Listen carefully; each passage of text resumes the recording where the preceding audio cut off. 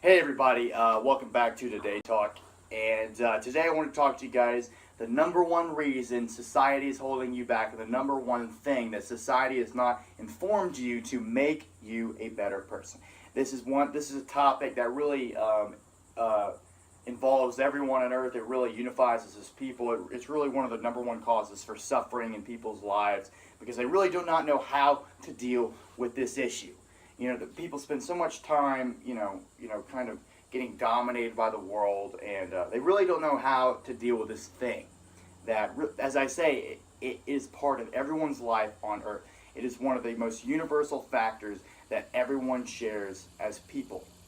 Despite different personality characteristics or whatever, this thing dominates us all. Now, it's one word. This thing has held people back, and society has not done a great job at addressing this thing. Now, that answer is feelings, emotions. Now, let that sink in a bit. You're probably thinking, well, Jim, what are you talking about? What do you mean feelings or emotions? Well, as I say, if you really think about it, and it's pretty, honestly, it's very much common sense when you think about it, because feelings pretty much dominate our everyday life and dominate our world as soon as we wake up. And even while we're sleeping as well. You wake up and you feel a certain way, and that can really trigger a mood on how you're feeling, or even how you address people. It's how you address your relationships, how you operate and engage with the outside world in general. And it's the difference between when you want to go after something or when you don't want to go after something, or whether you like somebody or whether you don't like somebody. So emotions are some of these instinctual triggers that we all have, but that we really do not know how to deal with. People in society has not really done a great job on how to regulate our emotions and how to deal with them day to day, to where every day when we wake up we have an overall positive experience. It's not like, oh, I had a shitty day today, or just getting so dominated by the outside world. And so what I mean emotional regulation, when I'm talking about, well, society has not addressed this issue properly, is the fact that everyone wakes up nowadays. Everyone wakes up, and most of the time they're in this kind of derpy mode where they don't feel like doing anything, and they're really trying to go out and looking for everything outside of them externally to fill a void they often had emotionally. And most of this, I hope this is hitting hard, my friend.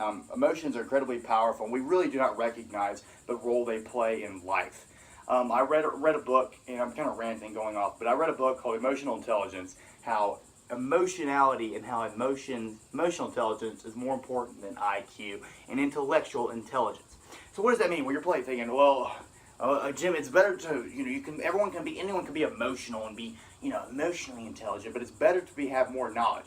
Well, in a lot of instances, actually is not the case, because someone that can really regulate their emotions and that is in charge of how their emotions dominate their lives and how to control them really is actually some of the more successful people in life, because the people that can control their emotions and choose when they want to do something. So say you want you're a fat guy, and you often sit on the couch and you're eating potato chips, but you have this kind of instinctual thing where it says, hey Jim, maybe you should go run, or hey maybe you should go for a workout. Well, then there's this other part that says, no, I'll just stay here. I can wait on that, or I'll wait till it comes to me, until it feels right.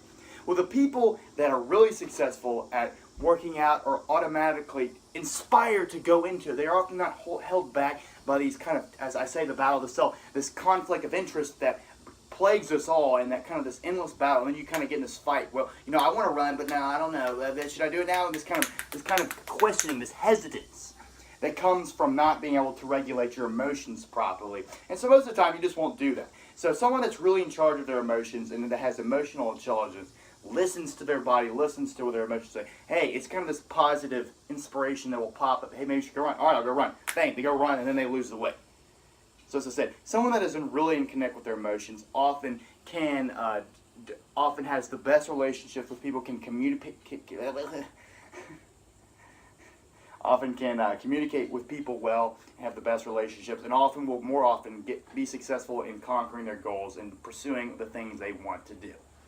So, as I say, it's great to have knowledge and have intellectual intelligence, but there's many intellectual people, but they often suffer day to day, and they often, can have many different issues that they don't know how to deal with. And that's often their disconnect with their emotions, because they might be so caught up in their head.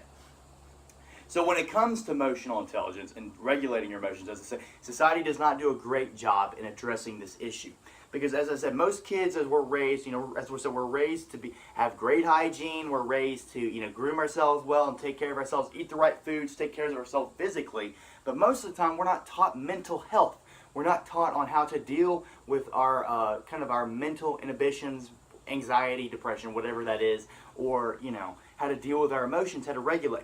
So when I talk about emotional regulation, I'm talking about most people, as I say, are not in control of their emotions. So most of the people have their emotions kind of move up and down based upon what the environment is throwing at them and what ideas and their thoughts throw at them and what is often they experience. So a lot of people, they might be walking down the street and they're happy one second, and then something happens, say, someone gives you a sneering look or something, maybe you had a bad phone call or you say you didn't do something right. Well, bam, get pissed off immediately. Or you do this, or you do this, or you do that, or you make a mistake, and you kind of just, it's like this. I like to call it emotional roller coaster, where you probably know what I'm talking about. This endless up and down of emotions, and it's kind of this non-stability. Most people in their lives are looking for inner peace. They're looking for this kind of emotional stability that they can just engage life with this peaceness, where it's not having to be so, like up and down, kind of dramatic. And the worst people that have this, the worst, are so caught up in everything that's going out inside of them. It's just like this. It's just like this. It's the people we like to call them drama queens. Just these people that are just. It's just this circus show. I mean, no other better way to describe it is a circus show. So, as I say, society has taught us many things, it's socialized us into society, but it has often not taught us on how to deal with our emotion. And for me, that is one of the biggest issues that plague Western culture today, is this idea that we do not know how to manage our emotions. Emotions are incredibly powerful, my friend, and some people say, fuck emotions, because, they get so plagued by it, they're just like, fuck it, I'm going to go and do what I want finally. But then they disconnect from it, and they kind of walk around like robots, walk around like a freaking robot, and then, they say they might go after their goals, but underneath all that, they kind of feel empty inside. So as I say, happiness.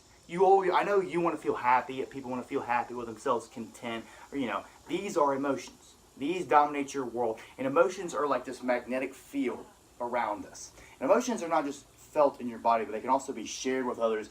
Say, you're talking, when you're engaging with other people, when you're conversing and socializing, often when you're having a great conversation, the vibe is lifted. You feel this great energy, and that's emotion shared between people. Or you can have experiences where you say, well, you're not really enjoying the conversation, or you get bored and you're sitting there like, oh, come on, end this already. Kind of this. So this is emotionality, and emotions play a bigger role in life than you may think. Because emotions really much dominate your mood and your attitude and the way you operate and address life. So anyways, the solution to the problem, as I've kind of been laying out here, the way to address this issue is to begin to recognize your emotions. So as I say, most people in life kind of push their emotions away because it's, as I say, it's this roller coaster of up and down. They're tired of feeling it. They're tired of feeling what they might consider negative emotions. And so they push them out entirely. They just kind of cut them out, and they say, I've got all these emotions, just push them away. Well, as I said, this is worsening the issue because it's creating more suffering because you're denying a part of your personality, denying a part of yourself.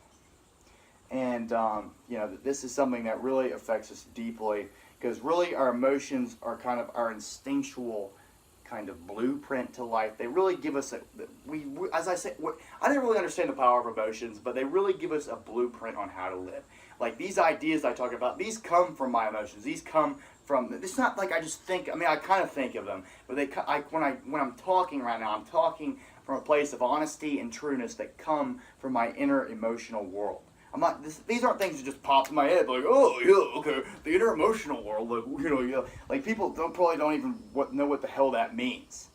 But in plain words, as I say, it's being honest with yourself, recognizing certain parts of you that you may have pushed out for so long and have just pushed away and have just denied. It's just recognizing that and accepting it. So anyways, as I was saying, society has been kind of denying this part of us, our emotionalities, people, and the way emotions kind of affect our day-to-day operations. And it's only recently until people have begun to study emotions and understand its power. But we still, in school, I think this is something we should really begin to teach in schools, and to kind of teach people on how to deal with themselves. Because most people live in this kind of emotional turmoil, as I was saying, of this up and downness, of this kind of, getting so caught up in everything else besides themselves, that they just don't feel good about themselves. They don't have self-esteem. They don't feel good, and they don't really feel grounded and at peace with themselves. So, and this is the answer to being at peace with yourself. It's beginning to accept your emotions and stop denying them. So, like even me talking about this is kind of bringing up the emotions and this kind of, thank you for accepting. Like, it's like I have this feeling of kind of acceptness. Like, thank you for finally recognizing me and stop pushing you out. Because let me tell you, I did the same thing for most of my life, my friends. I was so caught up in whatever, and I pushed things away, and I denied parts of me that were actually there. And when I finally began to recognize it, it kind of brought this relief, like that I was just hugging a part of me that I hadn't given a hug in a long time. And it's quite powerful. And I hope this is powerful for you too, because emotions are very powerful. And as I say, as today as people, we kind of continuously deny them and not recognize them, but they're there. And so this is continuing the conversation. I'm going to sit down now. This is continuing the conversation that is, you see how much bullshit in life, it's on the news or whatever, or even people kind of trying to bullshit you. You might say, that guy's a bullshitter. Or that guy just speaks bullshit. Well, as I say, that really comes from a place of them not being able to connect with their emotions. Bullshitters, those kind of people, I guess they're more or less, they're like,